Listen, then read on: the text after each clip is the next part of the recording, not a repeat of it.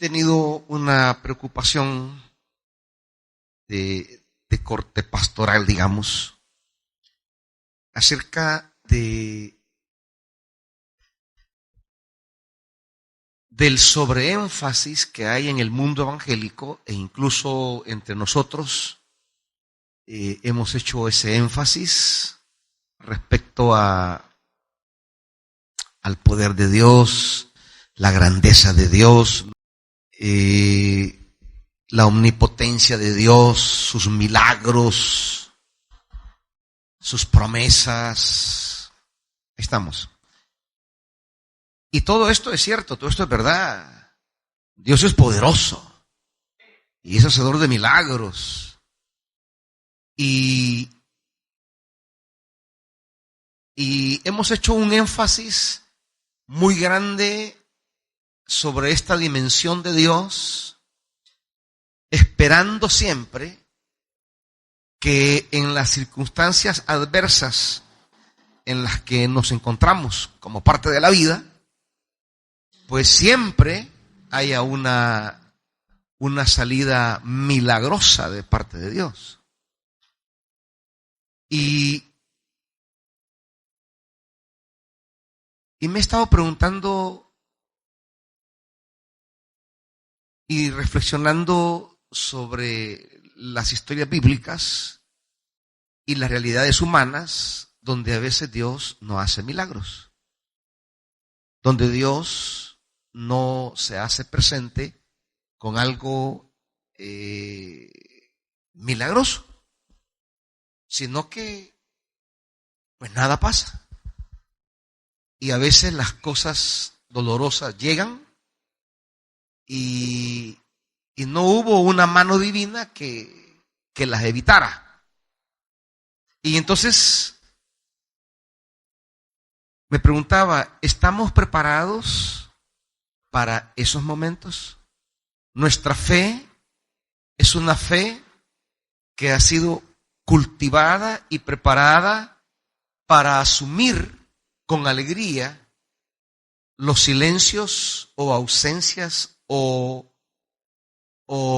no intervenciones de Dios en nuestra vida.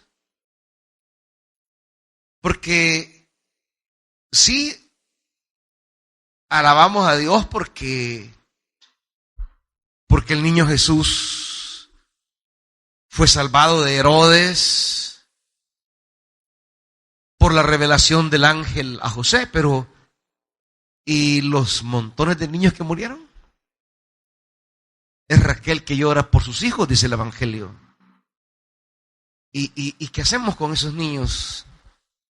¿Por qué no se dio revelación también ahí a los papás para que movieran a sus hijos del lugar? Celebramos con alegría la protección divina a Jesús, pero no decimos nada frente a todos los niños que fueron asesinados. Y por eso es que nos cuesta tener una palabra en las horas de tragedia de la vida.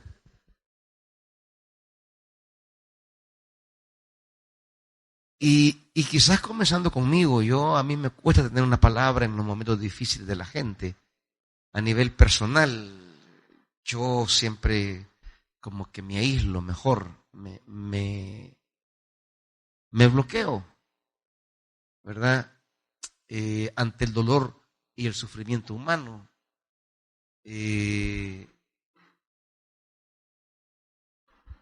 Hace muchos años, cuando mi madre estuvo hospitalizada al borde de la muerte, pues yo no iba a verla.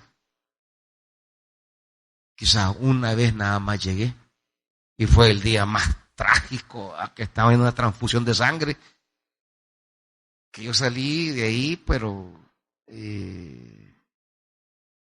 salí del hospital y caminé quizás 5 cuadras sin saber para dónde iba, solo caminando. Entonces,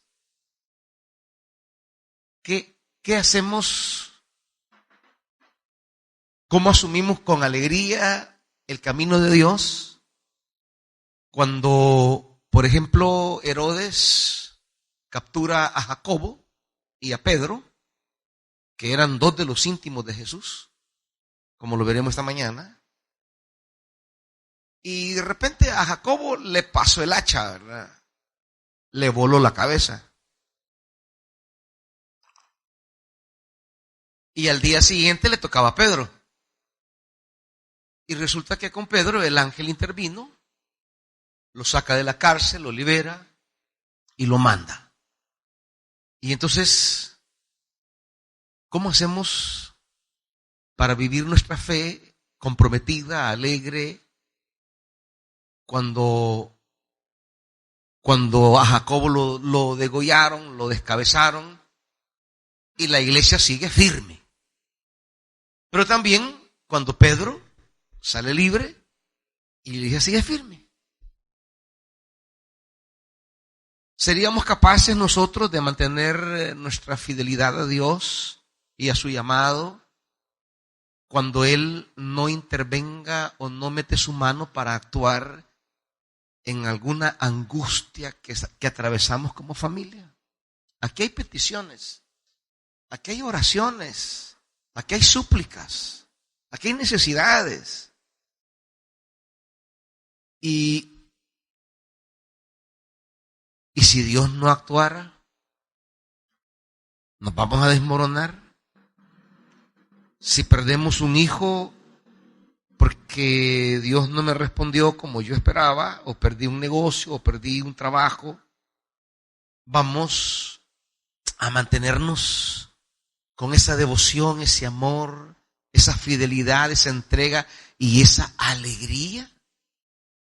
¿O tenemos una fe que ha sido preparada solo para los milagros?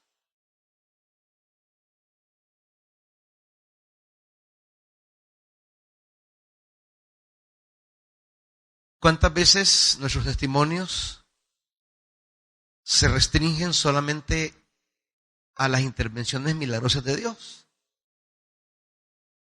Pero no somos capaces de venir, mire, yo le oré a Dios y Dios no me respondió en esto. Y le voy a decir lo que yo he aprendido. O sea, una cosa que no es celebrar un milagro, sino haber subido a un nivel de comprensión espiritual sobre un tema que Dios quería hablarme y que pasó justamente por no hacer el milagro en mi vida, sino por no hacerlo. Tendríamos esa capacidad espiritual y de madurez de fe y de formación para saber que no es que Dios no me quiere, que Dios se olvida de mí, que voy a refunfuñar de Dios, voy a renegar de Dios, o dejo el servicio, si Dios no me hace esto, yo dejo todo. Y yo le decía al Señor que necesitamos ser formados también cuando Dios no nos responde con el milagro que queríamos. Desarrollar nuestra fe de tal manera que recibamos con alegría las intervenciones milagrosas de Dios en nuestra vida y que recibamos con alegría cuando Dios no interviene milagrosamente como esperábamos. O sea, que recibamos con alegría la ejecución de Jacobo y la liberación de Pedro. Y no concentrarnos en desarrollar sentimientos reprochables a Dios porque mataron a Jacobo y sentimientos de júbilo con Dios porque liberó a Pedro. En su problemática, en lo que usted atraviesa, en la súplica que usted le tiene a Dios,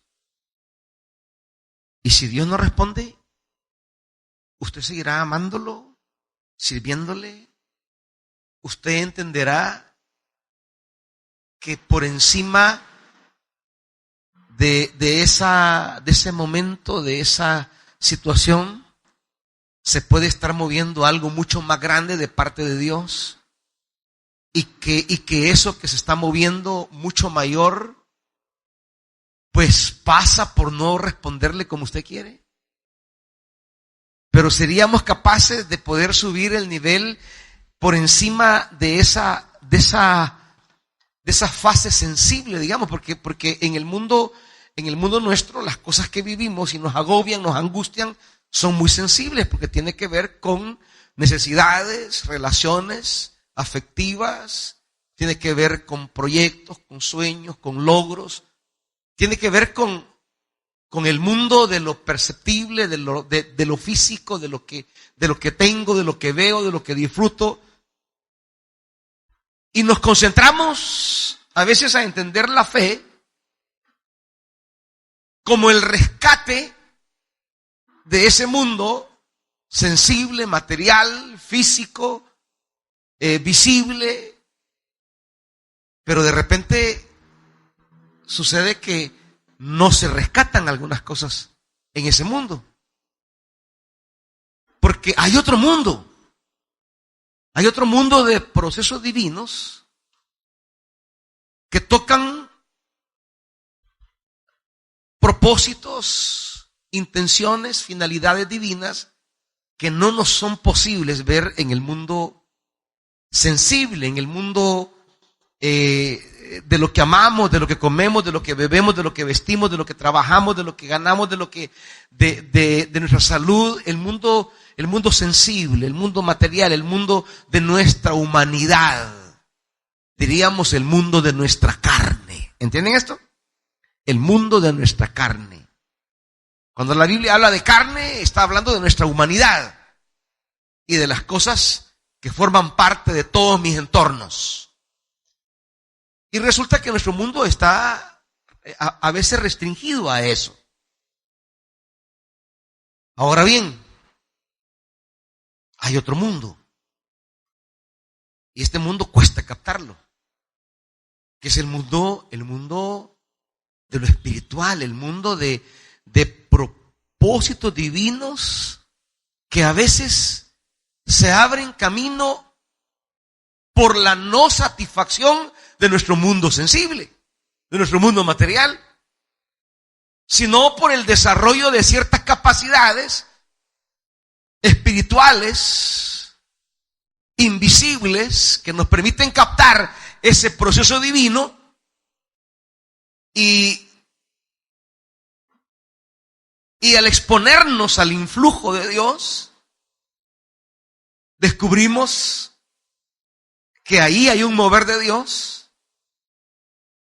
que me hace sobrellevar con fe y alegría las cosas que Dios no me responde en el mundo sensible y material, porque he descubierto un sentido mucho mayor. No sé si me estoy explicando, hermanitos, y ustedes me están comprendiendo este punto. ¿Sí?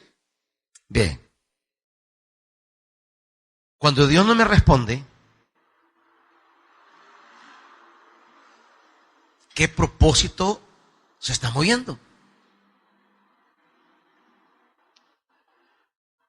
Porque con la fe que nos han enseñado, haciendo énfasis solo en un aspecto de Dios,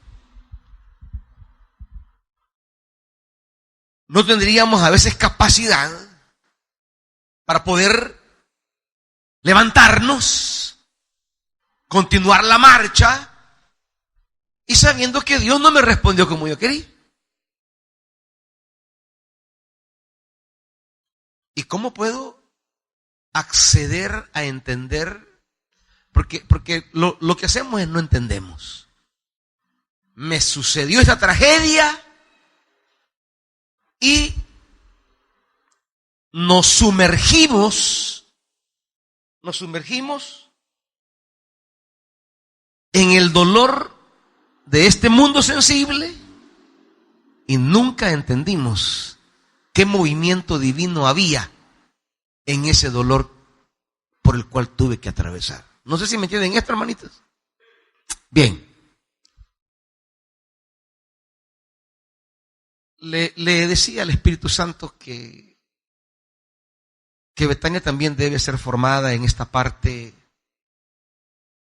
de asumir las respuestas o las no respuestas de Dios a nuestra vida como queremos, de tal manera que yo puedo perder un ser amado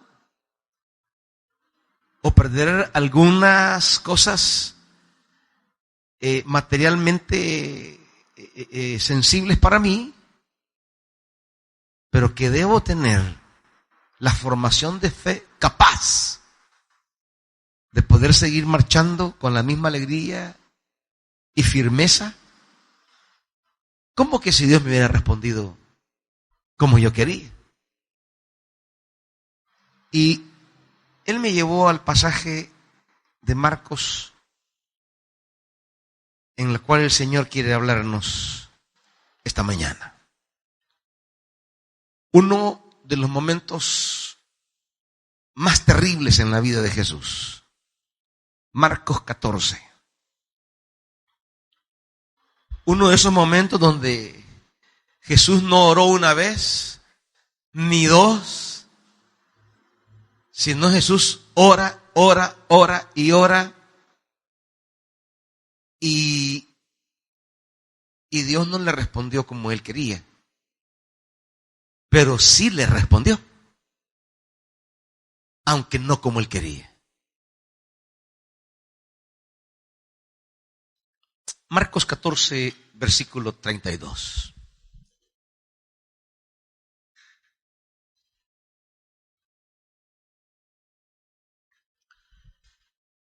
¿Están ahí? 14:32 de Marcos. Fueron a un lugar llamado Getsemaní y Jesús dijo a sus discípulos: siéntense aquí mientras yo oro. Se llevó a Pedro, a Santiago y a Juan y comenzó a sentir temor y angustia. Es tal la angustia que me invade que me siento morir, dijo. Quédense aquí y manténganse despiertos. Yendo un poco más allá, se postró en tierra y empezó a orar que, de ser posible, no tuviera él que pasar por aquella hora.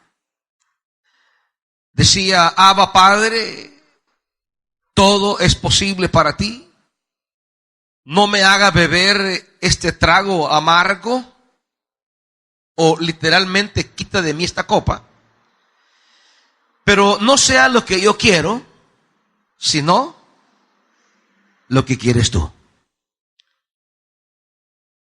Luego volvió a sus discípulos y los encontró dormidos. Simón dijo a Pedro: ¿estás dormido? ¿No pudiste mantenerte despierto ni una hora? Permanezcan despiertos y oren para que no caigan en tentación. El espíritu está dispuesto, pero la carne es débil. Una vez más se retiró e hizo la misma oración. Cuando volvió otra vez, los encontró dormidos porque se les cerraban los ojos de sueño y no sabían qué decirle.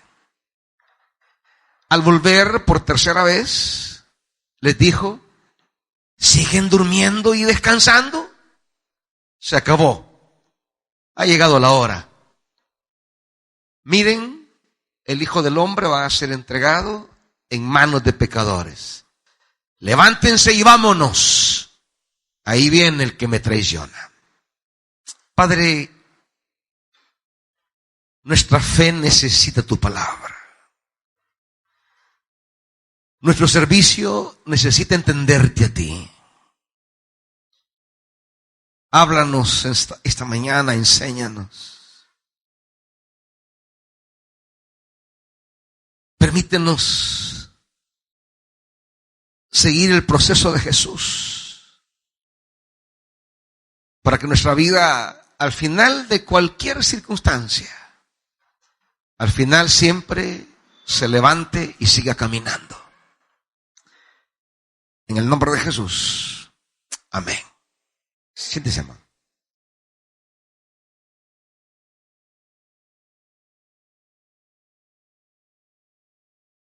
quiero destacar en primer lugar que el pasaje que hemos leído inicia con un Jesús y al final termina con otro Jesús. El Jesús con el que comienza el relato es un Jesús que dice el versículo 33, comenzó a sentir temor y angustia, temor y angustia. Ese es el Jesús con el cual comienza este relato.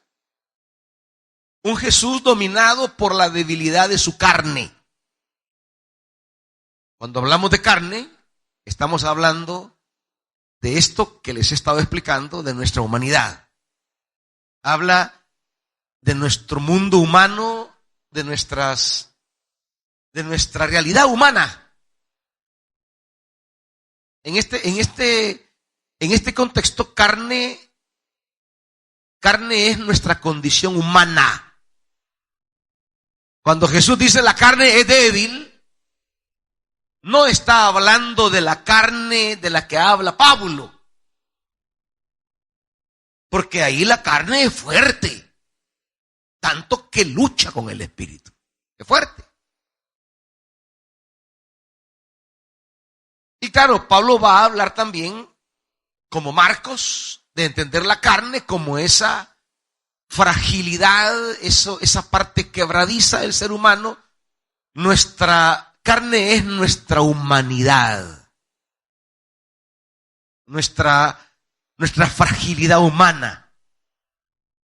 Y en sentido negativo, se le llamará también carne cuando esa fragilidad que somos y que no queremos tener porque queremos ser fuerte, doble, invencible y que no nos doble, esa carne, esa debilidad, esa fragilidad busca maneras de cómo sentirse fuerte, de cómo sentirse poderoso, de cómo sentirse grande, de cómo sentirse que no es pequeño ni frágil como la carne lo es. Y entonces es ahí donde buscamos personas, lugares, cosas que nos hagan sentir que somos fuertes, que nos hagan olvidar nuestra pequeñez y nos hagan sentir que somos invencibles. Y es ahí donde nos aferramos, ya sea al dinero, y el dinero nos hace sentir poderosos, seguros, porque la carne se siente insegura y nadie quiere estar inseguro. Entonces la carne busca caminos que le hagan sentir que esa seguridad desaparece y que está segura, que esa debilidad desaparece y que está empoderada, que esa pequeñez se va y es grande. La carne, nuestra existencia, busca alternativas de cómo no sentirnos así. Lo que Dios va a ofrecernos a través de su palabra es que no nos sintamos así, pero entrando a su mundo. No entrando al mundo del dinero, no es que no va a tener dinero, no, es que su confianza no va a estar en el dinero.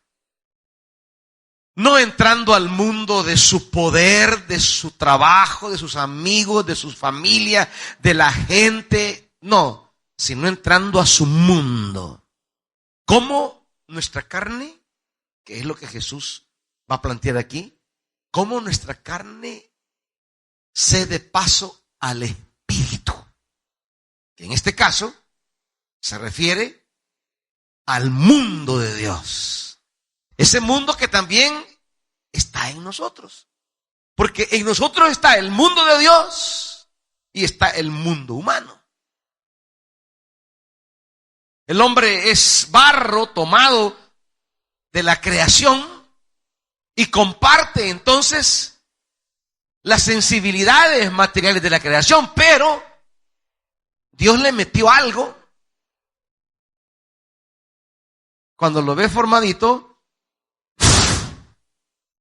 sopló, le metió espíritu. Y ese espíritu era el mundo de Dios. Y entonces, a partir de ahí, somos dos mundos. El mundo humano, sensible, material, carne,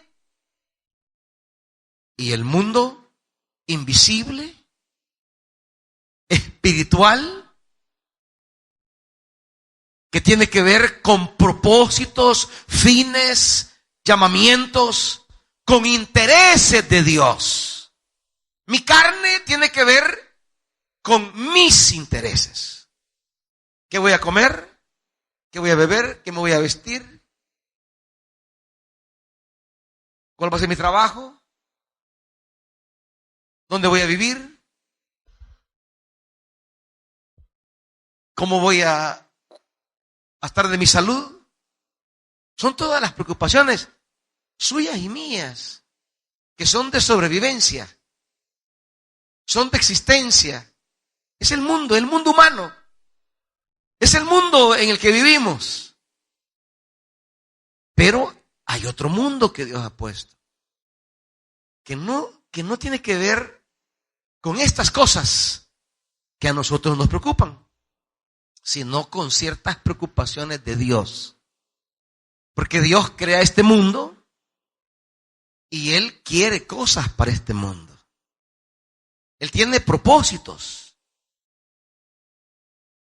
Su voluntad para el mundo no se restringe únicamente a un equilibrio material en el mundo, sino a un tipo de existencia, a un tipo de orientación, a un tipo de ser. Porque en el mundo sensible nos enfocamos en el tener, no tanto en el ser. Las angustias del mundo sensible, del mundo humano, del mundo del cuerpo, del mundo de la carne, es un mundo que tiene que ver con el tener. ¿Y qué decimos? Ay, no tengo trabajo, no tengo esposo, no tengo mujer, no tengo zapatos, no tengo vestido, no tengo para la comida, no tengo para terminar el mes, no tengo. Y cuando hablamos de nuestras realidades humanas, todo tiene que ver con el verbo tener. No sé si se ha percatado de eso. En sus pláticas últimamente no ha usado el verbo tener con frecuencia para hablar de cómo está su situación. Y lo hacemos sin pensar, porque es una acción de nuestra humanidad. Sí, ahí están, pero fíjese que no tienen tal cosa. ¿Y qué traen en la casa? Bien, solo que no tengo tal cosa.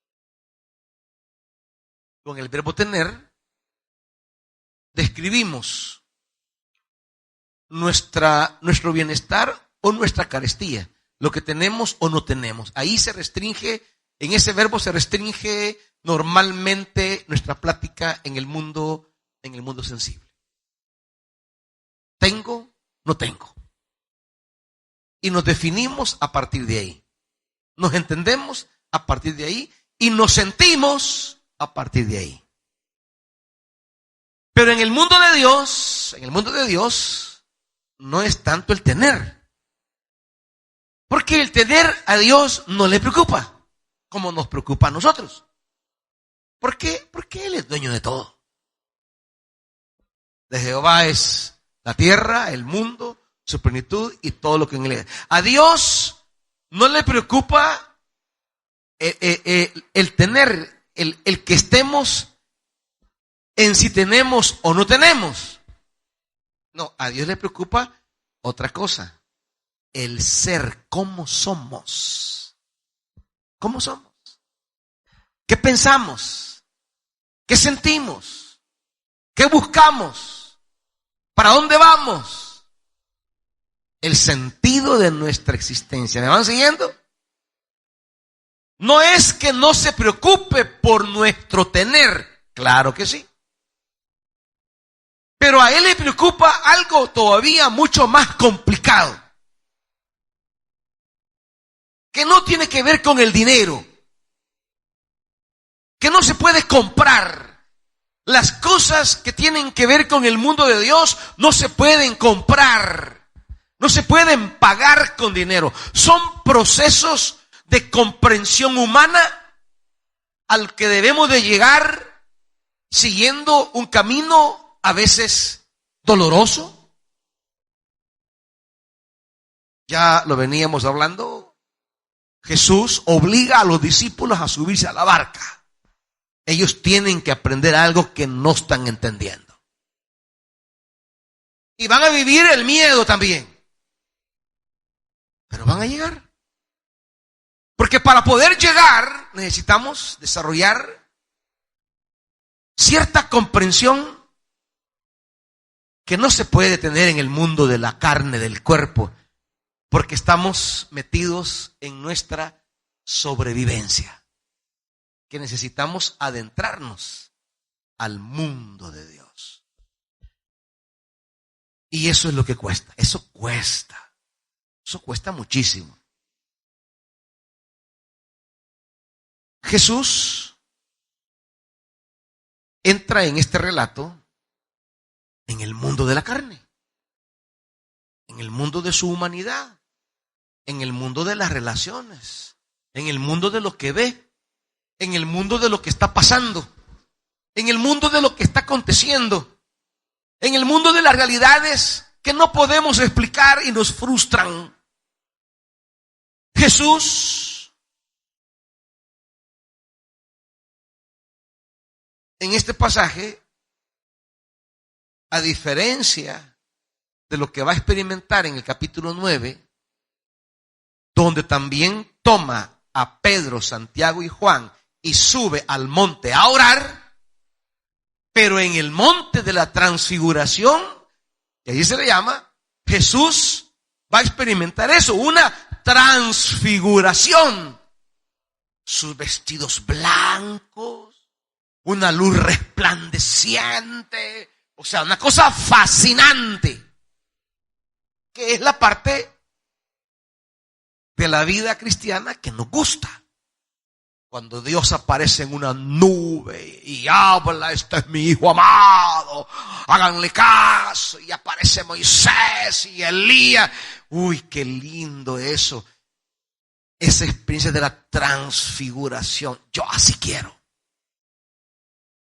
Pero junto a esa experiencia está esta, que otra vez toma los mismos tres y se va al monte de Getsemaní a orar, o al huerto de Getsemaní a orar. Pero en lugar de que aquí haya una transfiguración, aquí hay una desfiguración. Aquí este Jesús nos es irreconocible. No se transfigura, se desfigura. Este Jesús no es el glorioso de allá, que la voz del cielo. No, aquí es un Jesús que experimenta un desorden interior profundo. Jesús está entrando en un estado de caos interior terrible. Podríamos decir de depresión y ansiedad, que psicológicamente hablando es el cuadro de Jesús aquí. Un cuadro deprimido. Jesús desfigurado. Diferente al que nos trae acostumbrado allá en el monte Tabor de la transfiguración. Ay, qué lindo. Ay, ese Jesús sí, ese es el que yo quiero. A ese voy a seguir. Pero a este que está aquí desplomándose. ¿Cómo seguir a alguien que experimenta una flaqueza humana tan grande. Comenzó a sentir temor y angustia. Jesús viene de la mesa y en la mesa se ha revelado que uno de ellos es traidor, el otro lo va a negar. De hecho, con el anuncio de la negación es que se cierra el relato anterior a lo que hemos leído. Y el relato de la entrega que Judas hará. Y todo esto provoca en Jesús una tristeza grande. Sentirse traicionado por uno de los 12. Sentirse traicionado por uno de los de confianza. Sentirse traicionado por alguien tan íntimo a él, tan íntimo que le confió las finanzas. Y le dijo: Judita, vos vas a llevar el billete porque te tengo confianza. ¿Verdad? Y a Pedro, que es otro de confianza, siempre lo tiene con él cerca. Pedro siempre está con Jesús y de repente en la mesa Jesús llega a la conciencia que dentro de su grupo lo van a traicionar. Y esto lo mata. Esto hace que él se venga abajo. Y esto unido a la conciencia que tiene de quienes quieren matarlo. Porque todo el capítulo 14 tiene estos antecedentes. El 14:1 dice: los jefes de los sacerdotes y los maestros de la ley buscaban con artimañas cómo arrestar a Jesús. ¿Para qué? Para matarlo. O sea, el capítulo 14 está cargado densamente de situaciones que a cualquiera llevan a sentir que es por gusto todo lo que ha hecho. ¿Cuánto ha narrado el Evangelio acerca de sus palabras? ¿Cuánto ha narrado el Evangelio acerca de sus obras buenas?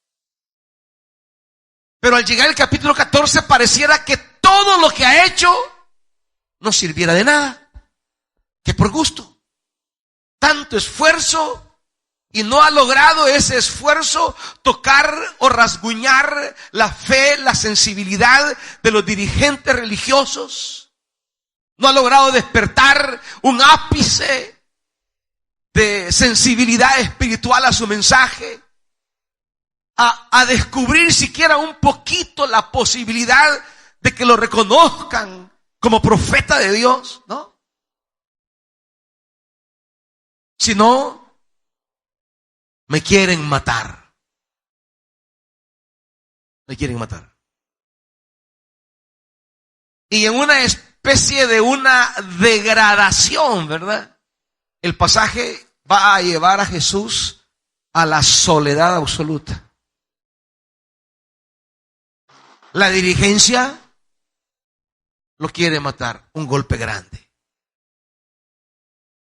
Pero ¿dónde sabemos encontrar consuelo y refugio cuando nuestro círculo mayor nos es negativo? ¿Dónde hallamos consuelo cuando el círculo mayor del trabajo, los maestros, el país, la economía, el mundo exterior nos es contrario, adverso, viento enemigo? ¿Dónde sabemos ir a encontrar refugio? Bueno, en los amigos, en la familia, en los hermanos de la iglesia. Y decimos, bueno, ahí con los hermanos del ministerio voy a hallar consuelo. Más que vamos a tener una cena ministerial ahora, allí con los de Rey te mandó a llamar, ahí nos vamos a consolar. Sí, el mundo está mal, pero ahí vamos a estar reunidas con atención a pastores y ahí pues vamos a estar bien.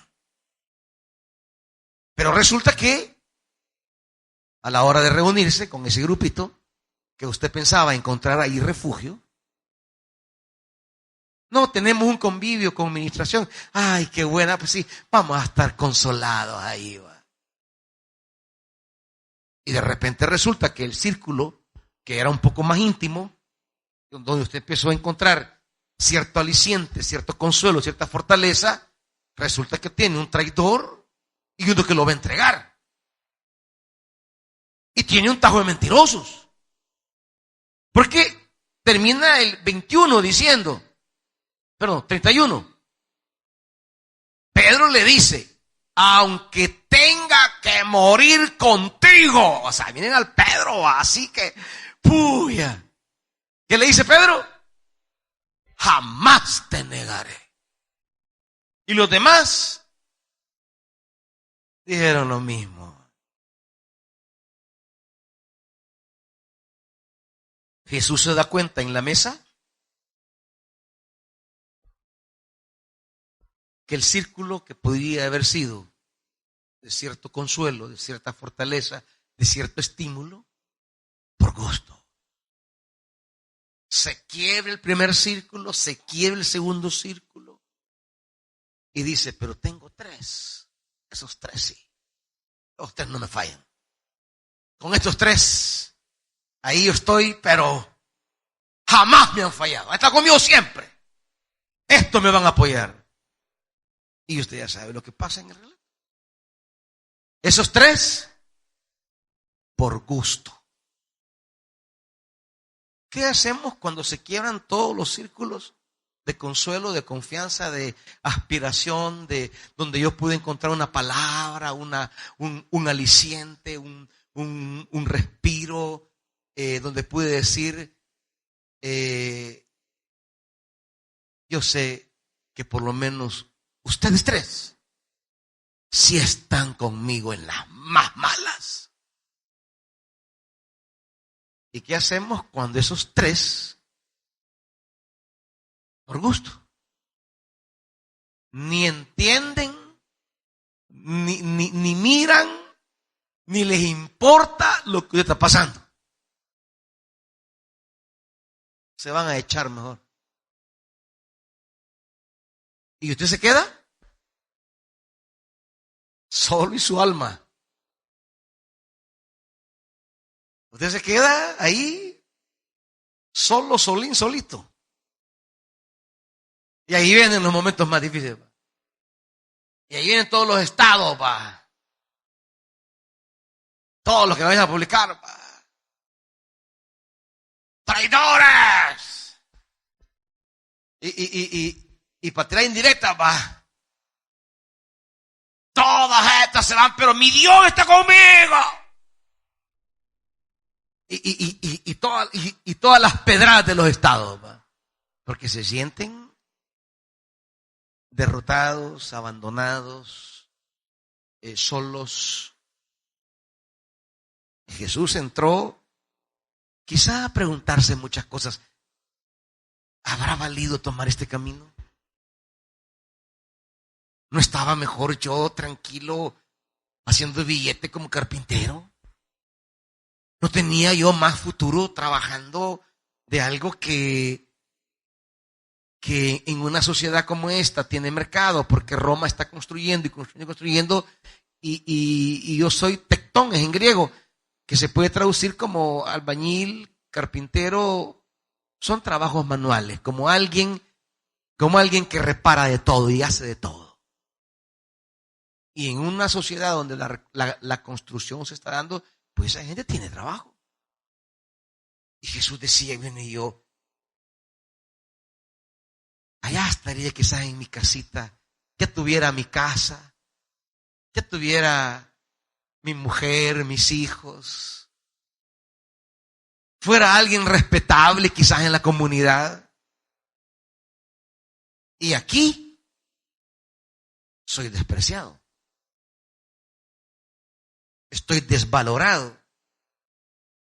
No han visto realmente lo que soy. Es más, me quieren matar. Y este es mi grupo que he formado, al que yo le apuesto para el futuro, por gusto. ¿Habrá valido la pena? ¿No se ha preguntado usted si vale la pena servir al Señor?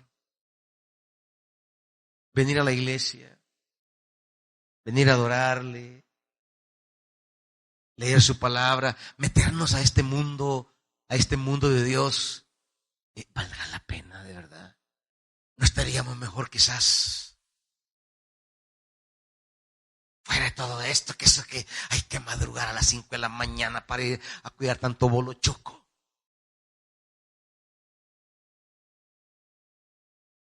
Y yo con sueño. Y todavía la gente del ministerio hablando tonteras mías.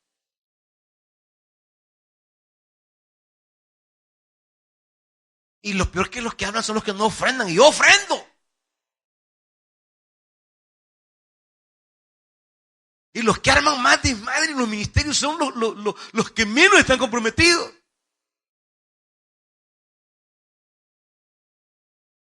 Y vale la pena que madrugue. Y vale la pena que esté ofrendando allí. Y vale la pena tal y cual cosa. Cuando usted siente que su entorno se torna apático, enfermizo, tóxico, odioso, celoso, rivalidades, contiendas. Usted dice, y vale la pena todo esto. Y usted dice, ¿y yo qué necesidad tengo de estarme complicando la vida con esta gente? Y ha hecho la pregunta correcta. ¿Qué necesidad? ¿Necesidad humana en su fragilidad? Ninguna. Esa no es una necesidad. Y usted dice, ¿y si no necesito estar aguantando tanto loco, loca aquí? ¿Qué diablos hago aquí? ¿Entienden esto? A no ser que usted ha subido el nivel y ha pasado de la carne al mundo del espíritu y sabe que el tema de su servicio no tiene que ver con sus necesidades, sino con las de Dios, con las del plan de Dios, el interés de Dios, la intención de Dios, lo que Dios quiere lograr a través de usted. Su servicio, su dedicación, su responsabilidad, su amor, su alegría, su entrega. Dios quiere hacer algo y usted dice, yo no lo tengo, pero Él sí.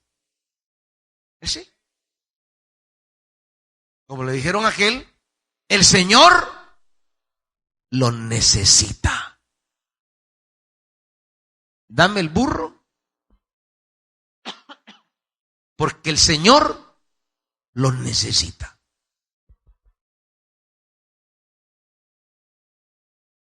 ¿Qué necesidad tiene el hombre que le quiten el burro? Ninguno. ¿Y a cuenta de qué? Vaya, y gustoso ese viejo, el nuevito quiere, el que no ha montado nadie. Miren si me pide el más viejo. Miren si me pide el burro más no, el nuevito, qué chivo, Pero él se dejó llevar y es una de las cosas de esa gente que en el evangelio a mí me sorprende cómo hizo esa gente para dejarse llevar por una frase. El Señor lo necesita. Y él decir, bueno, yo no tengo necesidad que me anden fregando mi burro. Yo no tengo necesidad que me anden maltratando mi burro. Que tal lejos loco les agarra la loquera ahí y empiezan a tirarle piedras al pobre cliente y le caen piedras a mi burro. Yo no tengo necesidad de esas cosas, pero él lo necesita. Tome, llévenselo. Entonces, ¿cómo subir el nivel para entender que en nuestra humanidad podemos atravesar una serie de situaciones y circunstancias que no tenemos por qué estarlas aguantando.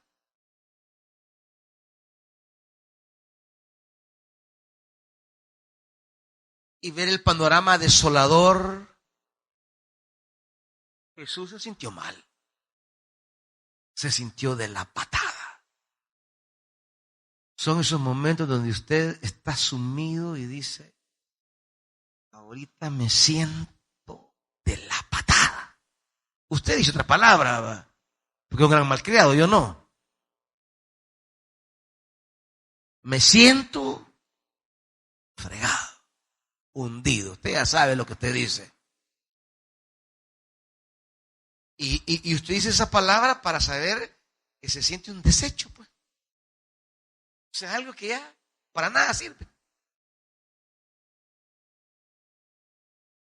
Y más cuando comienza a recordar lo que usted ha hecho, lo que se ha forzado. Y puya, ¿y para qué di esto? Comienza casi que a martirizarse. Jesús entró en ese momento desolador. Es cuando la carne por dentro se estremece y desconfigura todo. Es como que el programa agarra chisme, agarra llave, ¿va? Se da un cortocircuito interior. Le bajaron los dados y el sistema se le cayó. Y así anda, con el sistema caído. Y algunos no lograron levantar el sistema. Se les cayó y así lo andan. Llevan una semana, un mes, y cada vez se está agravando más la situación. El estado interno cada vez está peor. Y andan sirviendo, pero andan el sistema caído. Andan porque los traen. Pero el sistema ya no da. No enciende. Jesús así entró. Ahora, pero el Jesús que salió fue otro, fíjense. El versículo 42. Ese Jesús ya es otro. Algo le ha pasado. Porque ¿cómo dice ahora? Levántense y vámonos. Levántense y síganme. Aquí el sistema ya no está caído. El sistema ya se activó. Salió de ese momento de agüite. Salió de ese momento donde se sentía jodido, quebrado, tostado, donde se sentía morir. Él dice en el 34, les abre el corazón todavía a aquellos, va. Está la angustia que me invade, que me siento morir. Como esperando despertar en aquellos, de verdad, Señor, ¿y qué sentís? ¿Y qué te pasa? De verdad, Señor, no te preocupes, ahorita. ¿Usted no le ha contado a alguien su situación esperando despertar en la persona cierta solidaridad? Cierta respuesta, no hombre, tranquilo, aquí estoy con vos. ¿A dónde vamos? ¿Qué querés? ¿Qué necesitas? Cuando te hace falta. Pero usted le cuenta así, vaya hasta chilla y el moco. Y es que, va, está bueno, va, salud pues. Y usted, pues chica, más que le eché el cuento que no tenía nada, va. Más que supo que no tenía que comer, más que le conté mi problema, más que le di y por gusto. No despertó ninguna reacción solidaria, ninguna respuesta favorable, y usted se siente todavía más fregada porque se siente tonta. Se siente tonto. Porque esperaba una reacción donde le dijera, no hombre, cálmate, tranquilízate, mira, vamos a hacer esto. Por gusto lo dejaron silbando en la loma. Y fíjese, mire, viera que yo apenas he venido ahora con lo del bus. Y fíjese que ya para irme no tengo. Y mire, fíjese que yo quisiera ir en la cafetería a comer algo, pero... vaya hermana, Dios la bendecirá. Gloria a Dios. Adiós. Uy, y usted dice, más que le dije que estaba acabada y hambrienta y no me dio nada. Pues sí, porque si despertó la solidaridad y le dijo, así hermana, tome 5 bolas. Me valió el discurso. Me eché el comercial y me resultó. Chica, pero se echa el comercial de que anda en la vil calle. Y por Houston, usted se siente más destrozada todavía. Más fregado. Le cuenta y es como que al palo le estén hablando. Le cuenta como que a la pared le está hablando. Y entonces el caos interno se hace más intenso, más complicado. Y todas las preguntas sin responder se vuelven golpes y jalones para sacarnos de donde estamos. Ahora, pero, el Jesús con que termina el relato es uno. Ya no está muriendo. Ya no está triste. Ya no está angustiado. ¡Hey, levántese y vámonos! ¿Qué ha pasado ahí? ¿Qué ha ocurrido ahí? ¿Con qué se conectó Jesús?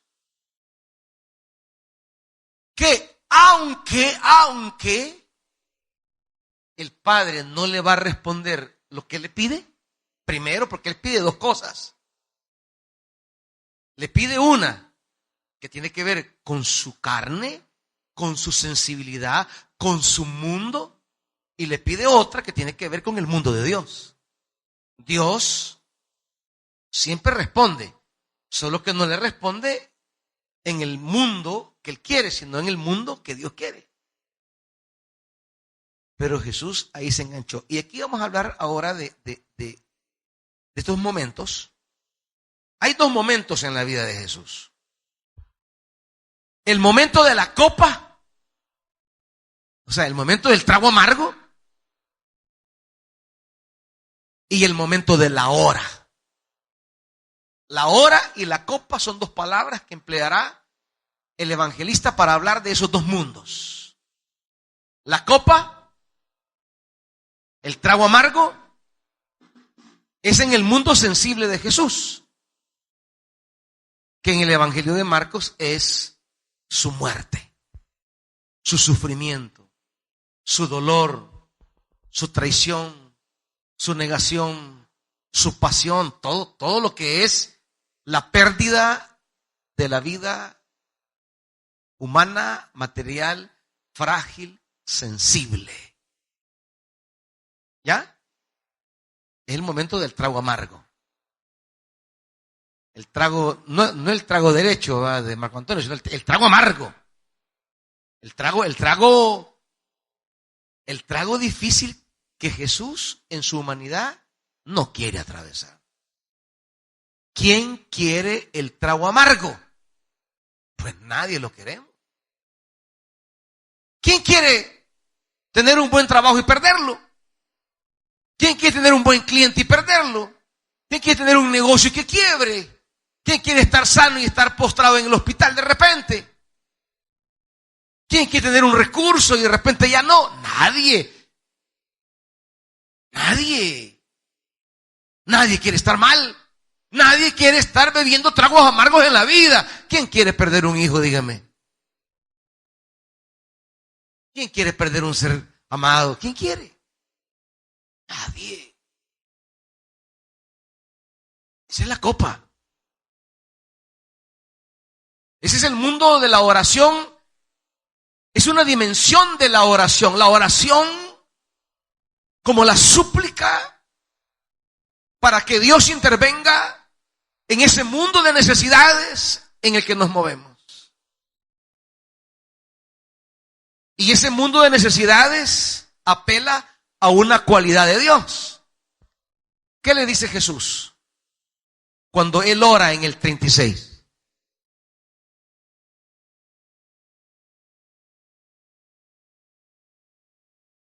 ¿Qué cualidad de Dios explota Jesús en la oración? Su poder. Padre, todo es posible para ti. Eso es a lo que apelamos cuando nos acercamos a Dios en el mundo de lo sensible, en el mundo de mis necesidades, en el mundo de mis crisis, en el mundo de mi humanidad, en el mundo de lo que yo quiero, en el mundo del trago amargo. Señor, tú todo lo puedes. Y es lo que decimos, tenemos un Dios grande. Amén. Tenemos un Dios poderoso. Amén. Para Dios todo es posible. Amén. Entonces, hermanos, esperemos nuestro milagro. Amén. ¿Sí? ¿Y esto es cierto? Sí es cierto. Pero no es todo. No es todo. Nuestro acercamiento a Dios y a su palabra es para descubrir lo otro que hay. Y así como hay un trago amargo, también hay una hora. La hora. Por eso dice, habiendo llegado la hora, ¿verdad?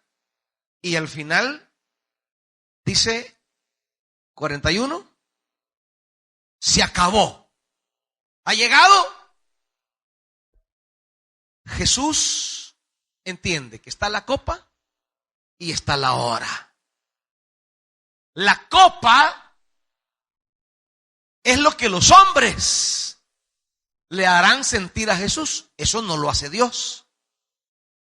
Eso no lo hace Dios. No es que Dios le va a mandar la gran penqueada que le van a dar. No, ¿cómo va a querer Dios eso, pues? La copa no es que Dios dice, ay, qué lindo, ya me lo van a matar, qué bueno. Oh, eso es lo que los hombres van a hacer. Dios no está planificando matar a Jesús, lo están planificando los sacerdotes, los maestros de la ley. Ellos están armando el tamal de matar a Jesús. ¿Quién lo va a traicionar? Uno de ellos. ¿Quién lo va a negar? Uno de ellos. Eso no lo hace Dios. La hora, el trago amargo son esas cosas que en la vida la gente va provocando en nosotros. Y en las que esperamos que Dios actúe para que esas no nos afecten, no nos arrastren, no nos quiten. Y entonces somos invitados por la Biblia, por el pastor a decir, hermano, clamemos. El Señor todo es posible. Dios todo lo puede hacer porque no era imposible para Él. Esto tiene una salida buena. Y son todos los comentarios que usted escribe cuando hay una oración en un grupo. Hermano, oremos. Y todo va, sí sea el Señor haciendo esto, sí el Señor lo levantará, el Señor lo sanará y todas sus palabras va. No se preocupe, que no lo van a despedir. Yo reprendo, yo ato, ahorita declaro. Y a los 2 días, no sé, lo echaron del trabajo. Y entonces, ¿qué hacemos? ¿Cómo le entramos al asunto? Jesús nos enseña el camino. Jesús sabe moverse en los 2 mundos. Y Jesús sabe que la hora es más importante que la copa. Y Él nos enseñará que lo más importante no es evitar la copa, que lo más importante es estar preparados para la hora. preparados. Lo más importante no es saber que yo cuento con Dios a la hora del trago amargo. Lo importante es que Dios sepa que cuenta conmigo a la hora que Él ha señalado. Que cuando Él diga, ha llegado la hora, ¿dónde está aquel que dijo, te serviré hasta la muerte? ¿Dónde está aquel que vino prometiendo que nadie lo apartaría? ¿Dónde está aquella que bajó llorando y nadie me va a apartar? ¿Dónde está? A la hora de Dios, en el momento en que Dios ha decidido actuar, ¿dónde está? Jesús no tendrá a ese montón de gente que le dijo, ahí vamos a estar, no te preocupes. Pero a Él no le importa eso. A Él lo que le importa es que Él esté listo cuando sea la hora. ¿Y usted? Cuando Dios quiere actuar, cuando Dios quiere obrar, cuando Dios quiere moverse, cuando Dios quiere impulsar algo, ¿estará usted allí en la hora de Dios? Cuando Dios quiera reconciliar consigo al mundo, como dirá Pablo, allí en esa cruz estará Jesús. Cuando Dios quiera ponerse en paz con el hombre, estará allí su Hijo. O mejor se regresa aquí en Getsemaní. No, ya me voy. Estar sufriendo por todos estos desagradecidos. Estarme complicando la vida por estos. Y todo el drama va. Si estos supieran lo que a mí me cuesta venir a la iglesia. Si supieran que yo no tengo a nadie. Y todo el dramatismo que le ponemos, va. Sí, pero a Jesús no le importa eso. La pregunta para eso es, cuando Dios decida obrar, cuando Dios decida intervenir, cuando llegue la hora de Dios en la historia, ¿voy a estar yo ahí? ¿O también voy a ser un Pedro? ¿O también voy a ser uno de los discípulos? Mejor me zafo.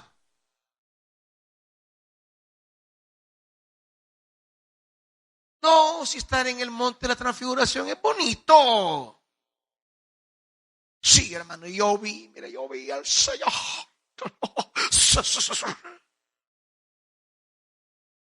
Pero a la hora de la desfiguración, a la hora que todo el sistema se cae,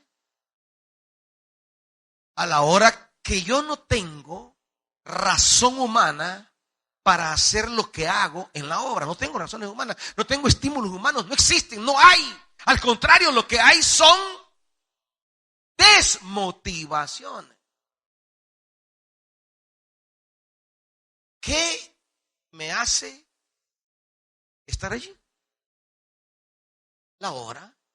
Entender la hora. Y para entender la hora, yo no voy a apelar al poder de Dios. ¿A qué va a apelar Jesús? ¿A qué va a apelar Jesús? Para entender la hora. No al poder de Dios, a la voluntad de Dios.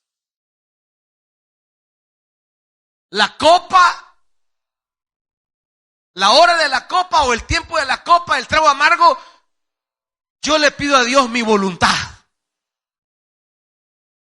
Todos le pedimos a Dios mi voluntad a la hora del trago amargo.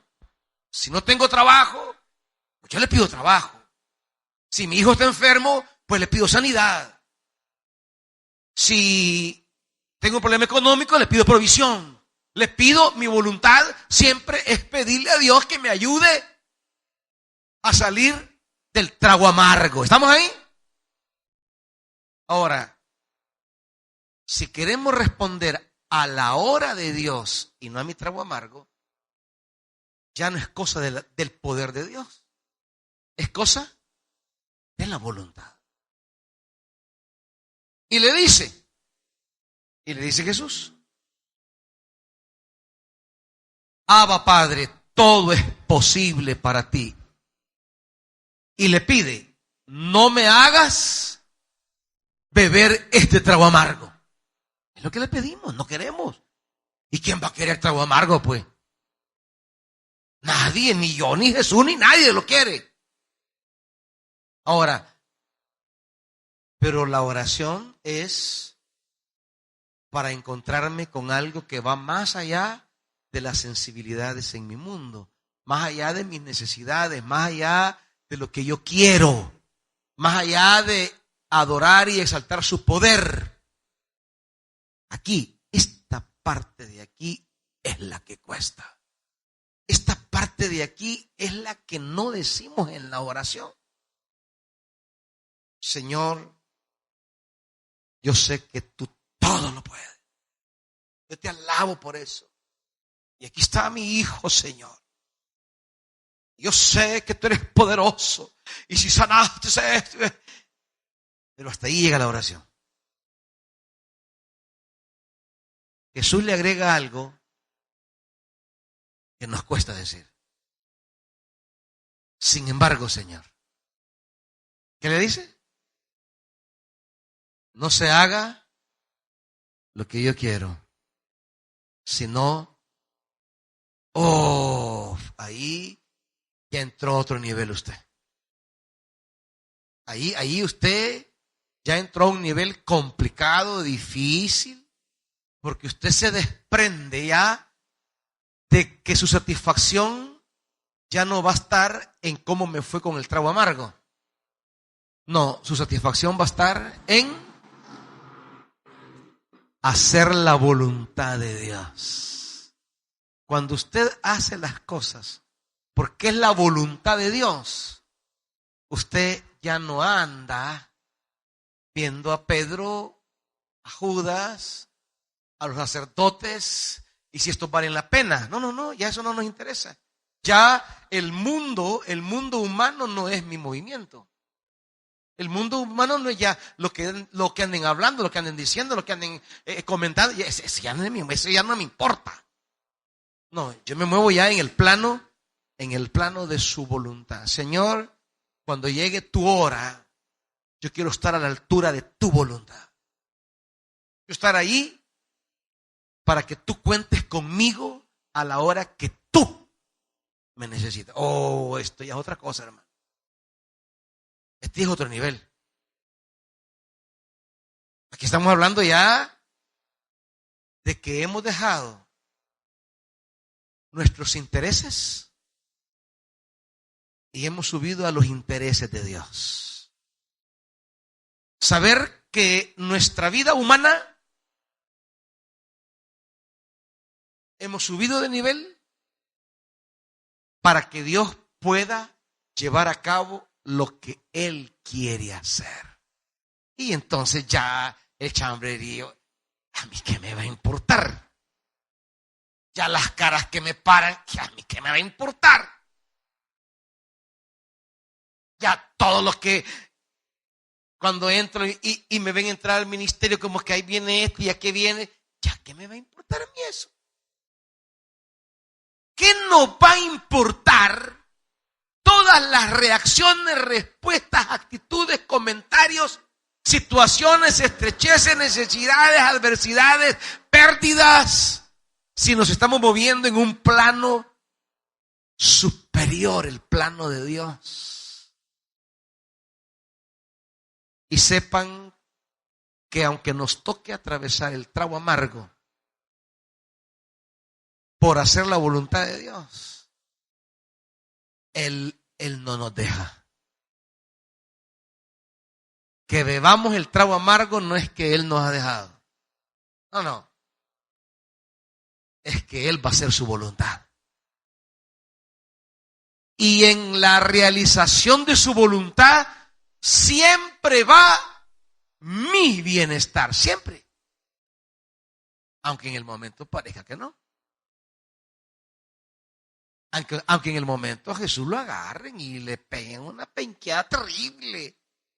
y lo humillen, lo escupan y lo hagan llevar su cruz y lo claven. Y parece que hasta ahí murió y hasta ahí llegó. Parece.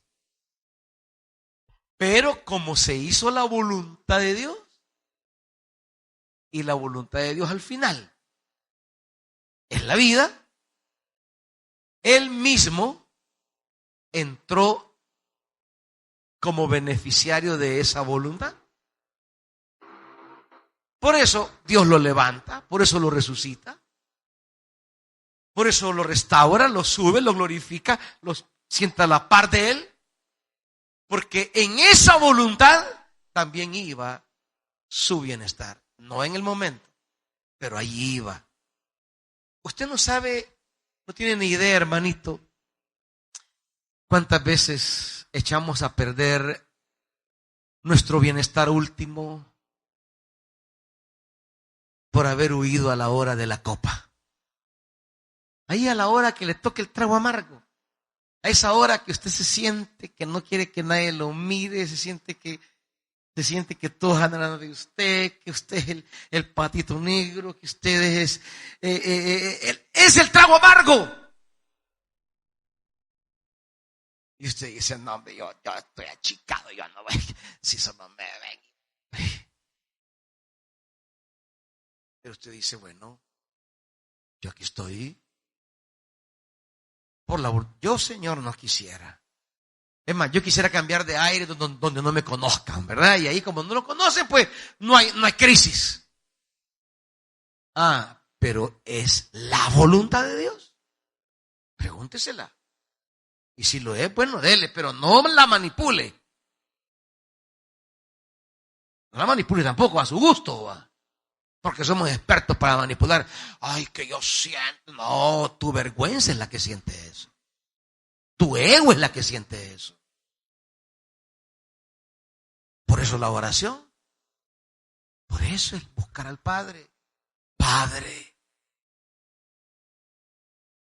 que no sea lo que yo quiero, que sea lo que quieras tú.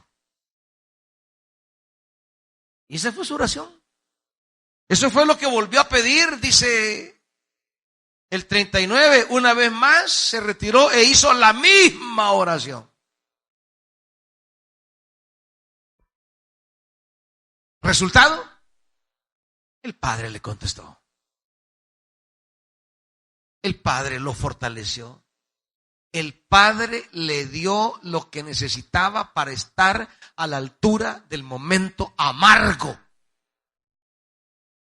El Padre le dio la capacidad para estar allí en medio de la copa de muerte.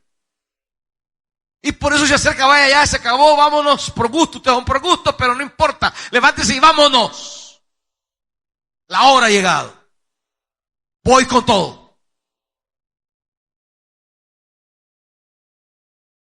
Que onda que no estaba chillando, pues. Y que no estaba en depre, pues. Sí, pero dobló rodilla, buscó a su Padre, abrió su corazón, se abrió a su voluntad. El Padre respondió, le ha dado de su fortaleza, le ha dado de su luz, de su palabra. Lucas dice, mandó ángeles que lo confortaran. Y todo cambió. Todo cambió. Y ahora, levántense y vámonos. Ey, ¿qué le pasó, sierva? Si antier andaba con ganas de ahorcarse. El Padre. Pero hay que buscarlo, pues. Hay que buscarlo. O sea que usted, oyendo reggaetón, cree que va a superar el volado.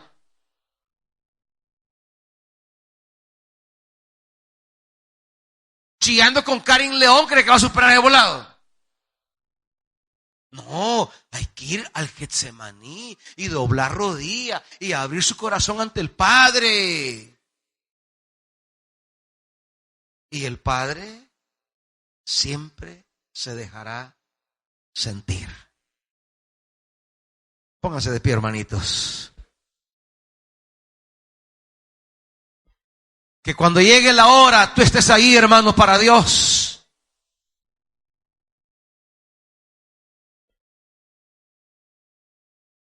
Porque cuando Dios te llama, es que Dios algo quiere hacer. El llamado de Dios es porque Él quiere obrar en alguien a través tuyo. Y va a llegar la hora. Y cuando eso sea, cuando eso ocurra, espero que estés ahí para decirle a Dios, sí, aquí estoy, Señor.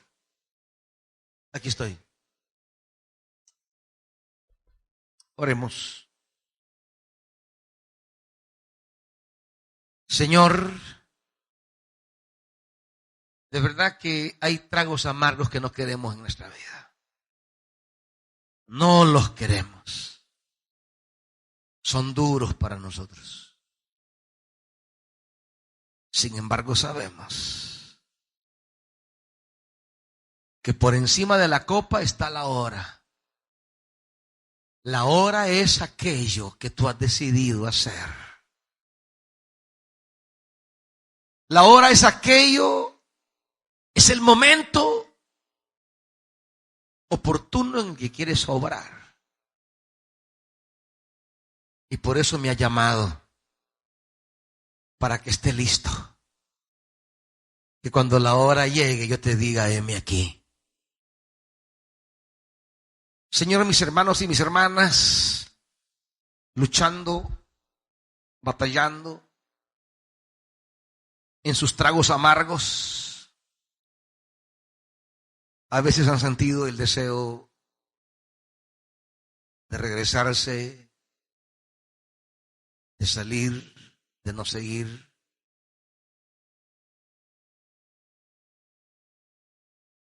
Necesitamos el Espíritu Santo para no sucumbir ante la fragilidad de nuestra carne.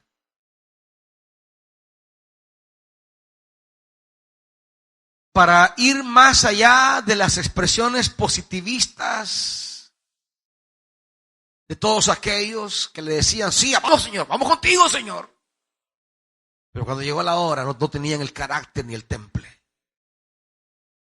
No queremos ser de eso, Dios, que solo en la transfiguración te dicen, quedémonos aquí y hagamos enramadas.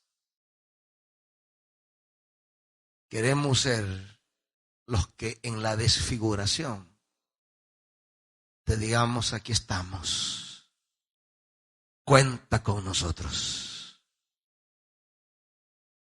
En la hora de Dios queremos estar allí. Espíritu Santo, ayúdenos, porque no es fácil, pero se puede. Y podemos levantarnos y seguir, porque el resucitado va al frente de nosotros. En el nombre de Jesús. Amén. Y Dios me les bendiga, hermanitos y hermanitas.